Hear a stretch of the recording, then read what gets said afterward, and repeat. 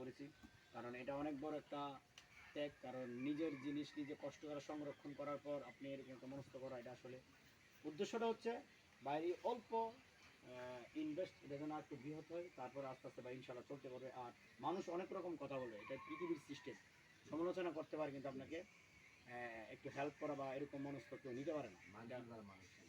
কারণ মানুষ আপনাকে পিছনে সমালোচনা করবে, কিন্তু আপনি সমালোচনাকে তোয়াক্কা করে সামনের দিকে অগ্রসর হতে হবে।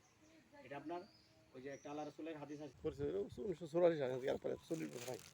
পরে এর সাথে এরপর আর আস্তে তেমন একটা দেখা হয় না। তারপরে আমি তো চাকরি করি, তাহলে আপনি যখন 84-তে ঢুকছেন আব্বা, তখন রিটায়ার চলে আসার পথে রেকর্ডে আছে আব্বা না? তাহলে আব্বার সাথে কিরকম সময় পাইছেন আপনি? মামুটা ওনাকে নয় যে বিয়ে বাড়ি হয়েছে, হ্যাঁ। মামুন আজিজুর হুম হুম। ওই আক্তার মিয়ারা, আচ্ছা আচ্ছা আচ্ছা। তার সাথে আমার হারাতে গিয়া গিয়া পরে তাহলে আপনি যাক ভালো লাগলো, আমার আব্বা জানের গল্প করতেছিল। আর এই আসলে এটা বর্ডার পুরোটাই ওই বাড়িঘরগুলো বর্ডার ভিতরে, ওই ইবাডির না এরপরেরটা। আর আসলে এটা ভাগলপুর। আর এই দেখতে পাচ্ছেন ইন্ডিয়া, এটা নোয়াবাদী রাসায়নিক।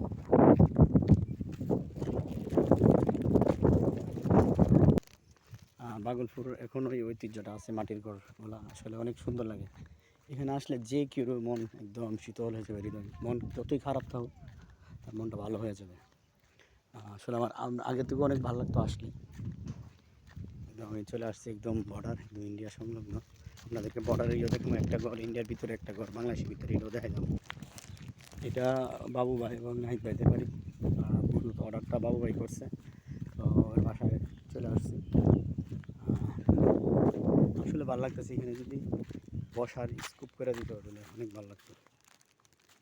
সব তালা দেখছো, আর আমরা গ্রামে কেউ তাই না। কত সুন্দর বাড়ি, বর্ডার একদম বর্ডারে। ভাইয়ের বাসায় দিয়ে গেলাম। কাকা বাসায় নাই, কামাল কাকা নাই, থাকলে কাকার সাথে কথা বলে যেতাম। কাকা আমার আব্বার সাথে ছিলেন। আর এখন আসার পথে যার সাথে কথা বললাম, আব্বা রিটায়ার আসার সময় উনি খাইছেন, পরীক্ষা করছেন। কেমন লাগছে আপনার কাছে? সেরকম মধু, হ্যাঁ, অরিজিনাল মধু, যাক যাক খুব ভালো লাগছে। যাক। মধু তোলে আপনার আমারে ইয়ার। দিয়েন, মাঝে মধ্যে আইনা দিয়েন, আচ্ছা আচ্ছা আচ্ছা, বুঝছেন নি? ইনশাল্লাহ ইনশাল্লাহ। খুব ভালো ভালো। ভালো লাগছে না? হ্যাঁ। যাক, মধুর একটু ধরেন না। পাইন। এটা আপনার ওই আপনার এই মধুটা বাগলপুরে। আছে না, হুম হুম। আমি একটু হাইয়া দেখলাম, একবার হাঁটি মধু, আচ্ছা আচ্ছা যাক। বুঝছেন নি? আচ্ছা, তো ইনশাল্লাহ অবশ্যই এটা হলো জালাল ভাইয়ের দোকান। জালাল ভাই দীর্ঘ একটা সময় বাইরে ছিলেন। এ হচ্ছে কাশিমপুর জামিয়া মসজিদ, কেন্দ্রীয় জামিয়া মসজিদ।